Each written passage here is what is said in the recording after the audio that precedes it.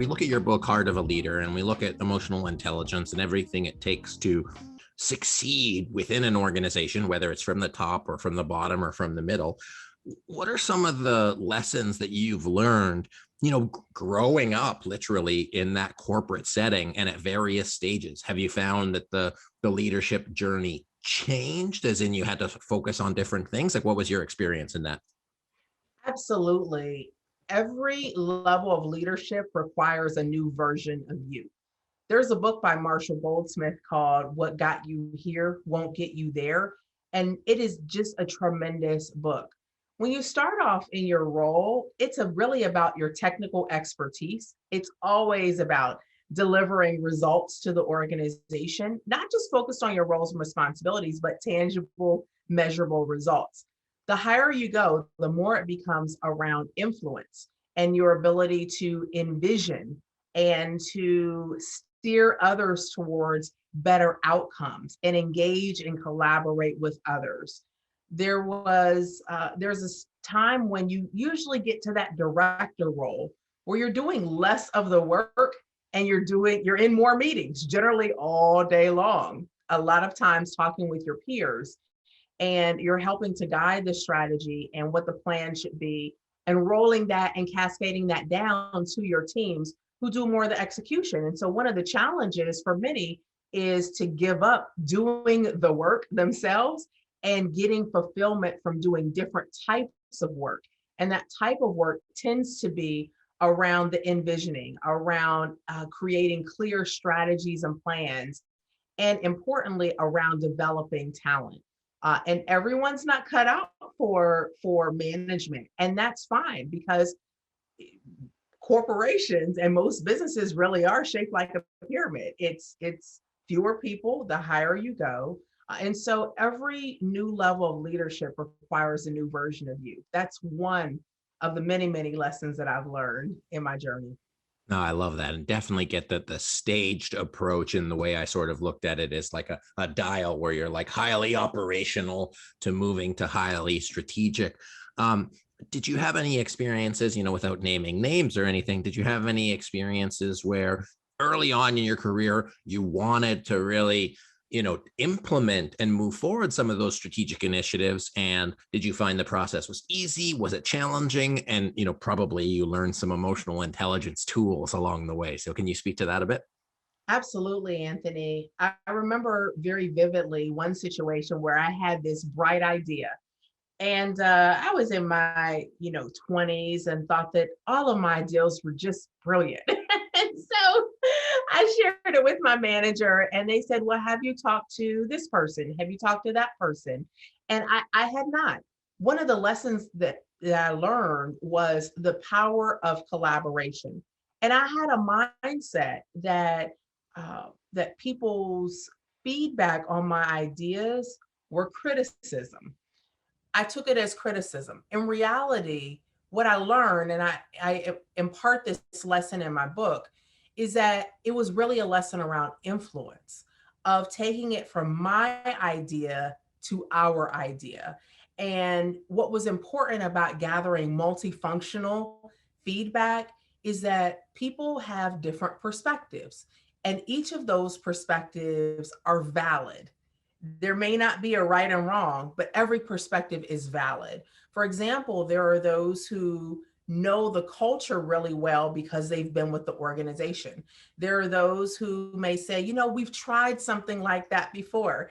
And, as someone who has a bright idea, you don't always want to hear the naysayers, but it's really important to not just look at the possibilities, but also to hear those criticisms and what the risks are. And so I learned the role and the art of influence very early on, and the power of collaboration, because it's not just about my idea, it's about creating together our idea.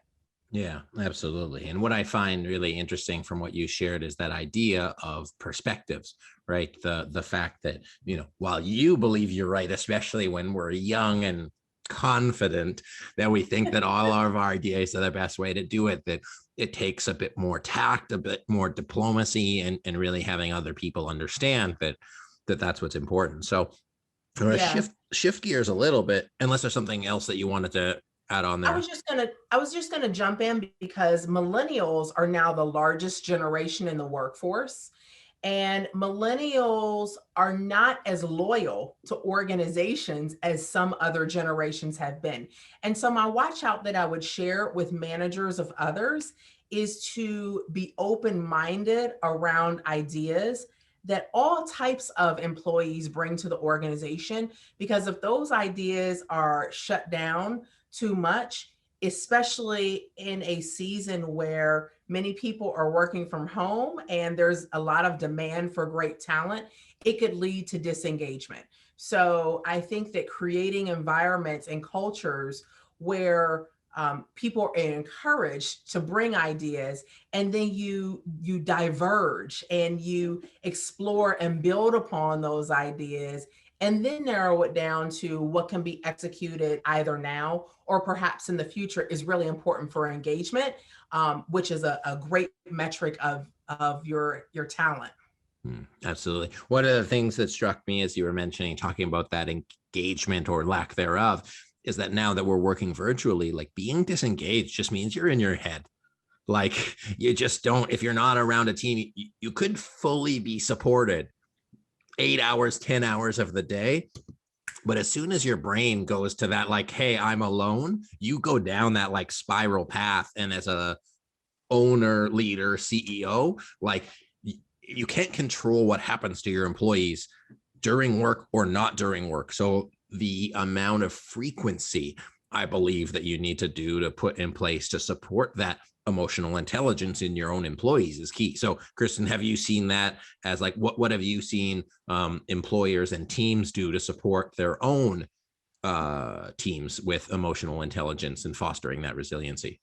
Absolutely. I was just on a call this week with other chief marketing officers for a variety of companies, mostly in the US. And, we talked about the use of Zoom and webinars and having cameras on. One of the best practices that one of my colleagues shared is having the camera on for the first 10 minutes so you can get that face to face, that real engagement, that people feel connected. But after 10 minutes, making it okay culturally to turn off the video. I created a phrase this week called PTZD, post traumatic Zoom disorder. Why? Because people are simply exhausted. Um, when you're on Zoom and when you're on a webinar format, you have to be more present, you have to be more attentive. And the realities of work from home is that the demands are greater of our attention and a lot of other hats and priorities that we have. And so there's the need to have that freedom. And so others are, checking in one on one. It could be 5 minutes at a time. Some people are doing, virtual teas or virtual chat and chews or virtual lunches. But I think checking in on people from an individual standpoint is important. Some of the other things that I've heard that clients and other colleagues are doing is around certainly virtual happy hours and things that are just fun in nature, like icebreakers. Icebreakers never get old, to really go beyond the tactical elements of what the job requires to really focus on people.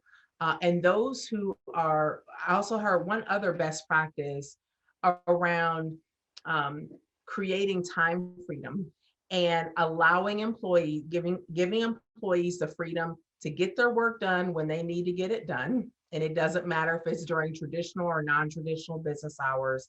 And then number two, a rule around family first.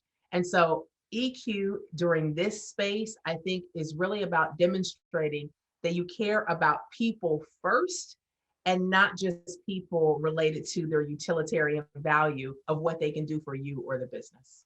Yeah, absolutely. And I believe that it'll pay itself back. Like it's still a business. We're not altruistic fully and saying like, hey, but your people can't perform if they just can't stare at a screen anymore, or if they can't, be supportive of their own employees, or, if they can't take care of themselves, how can they take care of others? So developing that culture where one another support each other. So I think that's critical. And I love that like people are looking at that.